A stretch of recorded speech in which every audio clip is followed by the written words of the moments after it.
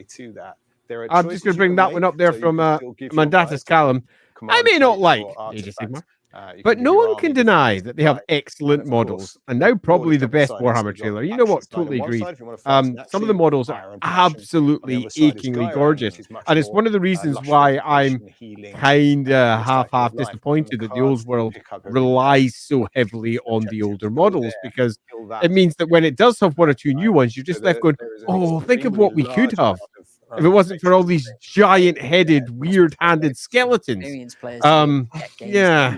Yeah, there are. I have a video coming up that I'm talking like little bits about, but I have a lot of important things I would like to discuss with the wider community about the AOS Old World relationship.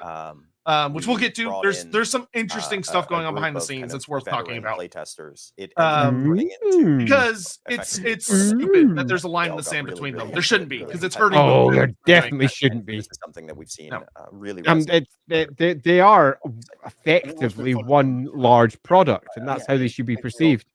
They should be supporting each other and working to support each I other. hope in turn. you're happy with yourself, Andy, because now people are just arguing in chat. That was my job. I feel that, given it's past 4 o'clock in the morning, I have done my job. I have made chat explode by saying that clearly 40k would have its ass handed to it by Warhammer. I'm just gonna light the chat on fire and then leave. Let's chat a little bit about Not my responsibility. I know you mentioned this earlier, Matt. You've used this as a So, really good how many people just deeply disagree that 40k would have its ass handed to it?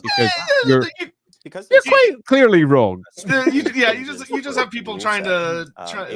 You have your coping Necron players. I will say the Necrons do possess one of the more interesting threats. It was a big but learning God, point for magic. us It's so scary, dudes. the game could never. And you just don't have 40k just doesn't have an answer to it because magic doesn't really exist. Like they have psychic powers, but it's not the same. It's not the same. And if you can't, Well, that's because the warp doesn't literally spill through in the same way. Streamline. It's just spooky. It's just spooky. Hey, Hammond. Most characterful rules. 40k. We have super, uber, ultra meta human space brains fantasy. We have a Paul Bunyan. So a really good example. I think actually Dragonfly is the one. Well, Dragoonfly is the one. Yeah, we have Crimlo. So things. What can you do against Crimlo? Nothing. He terrorizes me, and I'm real. Now instead of needing a full rule on each first roll to explain how this works, you can just and everyone knows how that works. Are they still talking about rules? That part becomes really which clean, I really don't easy to do. think So it is makes good each for this kind of dwarf show. roll, Because the rules change on a 6-monthly basis, so there's no point really focusing on it that much. Yeah, they're chatting away about the different war scrolls. A single-sided card. Don't get me wrong, I am going to go back and watch this later because I do care, but I think for the nature of this show, it's kind of a waste of time. Because they're going to change so quickly. Like even in the best case scenario, it's like the models last forever. The rules are very temporary, so it's just not worth it. Yeah, it's fair to say the Grail Knights are proper ridiculous. But then again, so are the Custodies. Yeah, Custodies and Grail Knights is a really fun. A lot of people, Grail Knights are one of the most criminally underwritten things that a lot of people do. Like they get so focused on the tabletop stats that they go, oh well, they're not that good. And it's like, well, if I compare Custodies tabletop stats to what they do in the lore, obviously it's a fucking sham. Like it's like, dude, Grail Knights are fucking bonkers. They are not human. they're not at all. In many respects, you could almost claim they are the precursors to the Stormcast. Yeah, the closest thing. Yeah, and to a degree, I feel it's almost a shame that isn't made more of a thing or something like that. After all, if you view the old world as nothing more than the 30k to the 40k, as in it's the precursor of everything that's to come, then surely every single thing that is lying out in the Age of Sigmar should have all of its seeds very clearly and cleanly sown inside Warhammer. And I think that is a very obvious place to start sowing certain seeds. If the End Times was written well was focusing on its AOS setup, having Sigmar, if you had to have him there, which I don't think you should, but if you had to have him there, having him learn about what the lady did and how she created Grail Knights and going, that's a good idea, but I'm going to make it better. Because that would make a lot of sense that he would steal the idea and just improve it with his dwarf buddy Grugni, which is literally what he did. Hey, Mr. Pig. That's what Crimlo was doing in space. He was beating up 40k for their lunch money. Just give me your lunch money, 40k. Bloody hells. Oh, they. The Silent King was actually running from Crimlo. That's where he went. That's why he came back. Okay, I think that's it for them. Enjoyed it just oh my god, much I'm as realizing we have. I'm super Remember, fucking you can head hungry to all the of a sudden. Warhammer community website if you'd like to find out more about any of the upcoming releases. And don't forget to follow us on all our socials to keep up to date with all the latest news. Thanks again, and we'll see you next time on the Warhammer Preview Show. All right, man, I will say, if I imagine the 40k fans are super bummed If I was purely coming to the show for the 40K reveals, I would be pissed because all they did was Yeah. tease. They did teasers. You got yourself a couple of teasers. You got yourself some fun. I mean, no, actually, no, it was pretty rubbish. I'm just going through it in my head. It's like they literally showed off like the Necromunda stuff, which included a lot of old minis. Like they weren't new minis. The Votan stuff was new, but the Gene Stealer Cults only got like maybe a couple new minis, but most of it was old stuff. Okay, I'm going to call it because I am a natural whiner. And let's say in the balance between us here, we have the super enthusiasm on that side, which is what I used to be like back in my 20s, and He's now I'm jaded older. and old now, and I'm jaded, and that was pretty disappointing as an overall show. If, for example, we just look at the Warhammer side, you'd hope for at least one big reveal, one big piece of awesome, and we got ourselves a tiny little dwarf model, a cool one. We got two tiny dwarf models. You got the shield bearers. Yeah, but this is hardly a named character or anything particularly exciting. Really nice model, but that's like, hey, there's 2 models for you for an entire freaking game. 2 models. Yeah, you can tell Andy has not seen all of the other reveal shows they've done to compare against, because this one is so much better than their regular reveal shows. Is this better than regular reveal shows? You're right. Okay, they're well, that bad. Seriously, I feel like I could do better with my eyes shut. Yeah, you could. But having said that, though, a couple of the Age of Sigmar models, they were pretty freaking awesome. And certainly something to take a look at and go, ooh. And that terrain piece was proper mental. Metal as fuck. Loved that.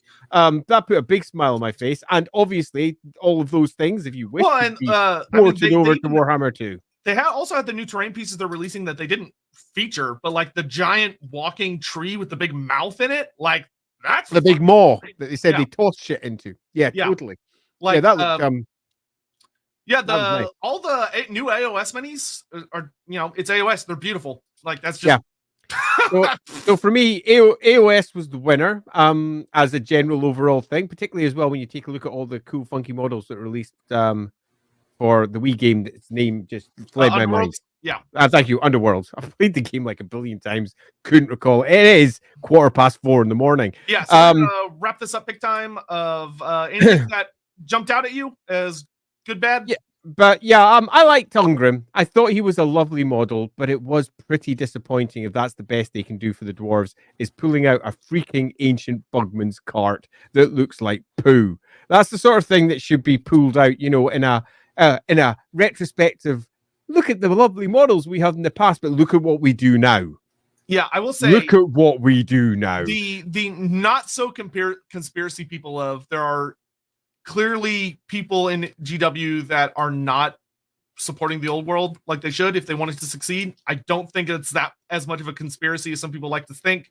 As much as I wish it was a conspiracy, there's some, they're not. Yeah, if I was calling it, I would say they don't want the old world to succeed, and those dwarves were a clear example of it. 2 miniatures, both of which were lovely, a ton of old ones and some really bad ones. Man, yeah, because like that is not how you release a faction. Yeah, if I'm playing Dwarfs, for instance, and I saw this show, I would go, oh, I'm going to pick up those 2 brand new minis, and then I'm going to 3D print everything else. Oh, pretty freaking disappointed by that overall. Having said that, Age of Sigmar was awesome, and I think that also speaks to what is quite clearly an agenda, whether purposeful or not, that's coming out of Games Workshop's release schedule, and that is Age of Sigmar matters. 40k is there and will sell because it's freaking 40k. Those other things that we do, we're going to tick those over. The old world. Yeah, old world. Yeah, yeah, whatever. Just thinking, AOS got what? Arcanon's Lieutenant, beautiful. Yeah. The new terrain piece, beautiful. All of the Warcry stuff, which is also usable in AOS. The new Sylvaneth, fucking awesome. The Beehive dude, the new Ossiarch Bone Reaper beast creatures, fucking great. The also new terrain piece, great. The new Underworld Warbands, which you could also use in Age of Sigmar, fucking great. Like if they just leaned more into allowing Old World and AOS to feed each other, which they should, then because it feels like you can play the Dwarves. old world is fighting with an arm tied behind its back. in that the team that's doing it clearly are very passionate and clearly want the very best for it, but the actual resources that they're getting to physically release are pathetically small. They says there's 4 new, just to pull out one there, says there's 4 new models for dwarves. Check the community site. Again, yeah, but they could have showed it off and they didn't. Like, yeah, that's true. It's just weird, right? It's just weird. To the point, I'm going to go check them just so that yeah, I can. I'm looking at it now. Yeah, I'm going to go have a look as well. Can't help myself. I've got to go have a quick check, don't we? Because Oh, I like the art though for the new book. The art looks nice, but I mean, this book is going to be fucking teeny tiny. Yeah, that's the sad thing with those little bookies. They are very small. Yeah. Okay, so there's the Thane on foot, right? Which they talked about, and you can build. Okay, so it's literally just the only new minis are is the new shield guy. He just comes with a bunch of alternate builds. So is it just 2 new minis? Yes, it's just so the shield. 2 new kits. Yeah, the shield bearer kit comes with. You could make it a king on shield bearers. You can make it a Thane on foot, and you can make it like a king or a Thane on foot. Yeah, with a gun. it's 2. It's 2. So it's not 4. It's 2. Yeah. So Ungrim and the shield bearer kit. Yeah, it's just that you can build it in a lot. Yeah. So yeah, that's the shield bearer kit for selection 1, and selection 2 is Ungrim. Oh wow! And then they're also doing a made to order. Is that right? Kit from the 80s. Whoa. Prince Ulthar and the head of the Dragon Company from the 1980s. That is fucking ancient. Is the I'm busy looking at it. Is the chap at the bottom with his big huge wings? Is he a separate model? With the gun? Yep. So that is an alternate kit. Is that the alternate for the Oh no, that's new. Okay, or is that new? That's an actual new kit. Yep. Okay, that's a new kit. Kit. There we go. We got 3. Woo! Yep. Which is weird that it's weird that he's a Thane with a handgun instead of an engineer with a handgun. But all right. Whatever. You know, it's the handgun's an interesting. I like the handgun design. Like, it's a lot bulkier than what a human would use. Like, it's not just a regular handgun. It's clearly a dwarf handgun. So is this resin? Yeah, that's a resin kit. So that'll be a Forge World resin kit then. Yep. Yeah. So not great for converting. No. That's a shame. But Ungrim is also. But Forge World, so not a great surprise. Yeah, okay, so we've got ourselves Ungrim, who freaking rocks. Yep. We've got ourselves a Thane with a gun, which in the greater scheme of things is not exactly the biggest release in the world. And we've got ourselves a really nice Dwarf King model with a couple of variants. Okay, so we've got ourselves 3 models for an entire faction. Yeah, that's the whole race release. Okay, so I'm going to continue to be as much as I would love to fight the corner of it, because I am deeply fighting the corner of Old World in general. I am extraordinarily unimpressed with that as a release date. There's not even a big model here. Yeah, I love what we got, but man, I would have liked a lot more. But I feel the exact same way about the Tomb Kings and the Bretonia, and I felt the same about the Greenskins. It's like, I would have liked a lot more. It really feels like they're doing their damnedest to not support Old World. It does feel like that. It does make you wonder. That's certainly a thing. Have we got any? That's chat for another time. Chat for another time. And have you forgotten 40K is simply sitting in a glass globe on a wizard shelf in Altdorf? So true. It's very true. Hammond Sigmar played the Total War Realms of Chaos campaign for his Anvil of Apotheosis idea. Yeah. Oh, look at this character customization. I should just use this. Ricky Chapman, we love the image of a Grail Knight Custodians fighting until their weapons start to heat up glowing red. Hell yeah. Hell yeah. I will say the newest book by oh Jesus Christ. The new book by who wrote the first Old World book? Damn it. Well, Graham McNeil. Yes, thank you. Graham McNeil. The Grail Knight character in that book is fucking phenomenal. Like, showcasing just how absurdly superhuman they are. Where like he's literally able to just obliterate stone with like his bare hands and a bunch of other just crazy shit, which is great. Laughing God, feels like they're leaving money and the growth of their brand on the table. Yep. Yep. It does a little bit laughing God, and I really want to not say that. I am someone who feels like I should be championing the old world all the time because it's obviously the setting that I love. But you can't help looking at that as a set of releases and going, is that it? Now, if you've never played Warhammer before, and the Dwarfs are an entirely new faction to you, then it's going to look like a nice big chunk of models because you got yourself, a gyrocopter in there, a whole bunch of clansmen doing their clansman thing. And generally, it's not too bad, but that was weak. Yeah, Tex Mixer, Age of Sigmar and the Old World should share basic infantry models to help people that want to spend money in both. Well, it's like they should just share everything. Like if it's a named character, be like, okay, their rules are unique to the other thing, but you're like, I could still use that many. Like you can't tell me. So the Lady Abraxia model, the big badass lady on the Chaos Lizard thing, you can't look me straight in the face and say, oh no, you totally can't use that in the Old World to represent a Chaos Lord on a Chaos Dragon. I'm going to say, yeah, fuck you. I can. Try and stop me. Yeah, agreed completely. The idea that it would be like people saying that, hey, if you're playing 40k, you can't take any of those bits in 30k, or if you're playing 30k, you can't take any of those bits in 40k. Get out of it. Yeah, and it's like we already share so many minis. Like demons are present in every single setting, and you use the exact same demon models.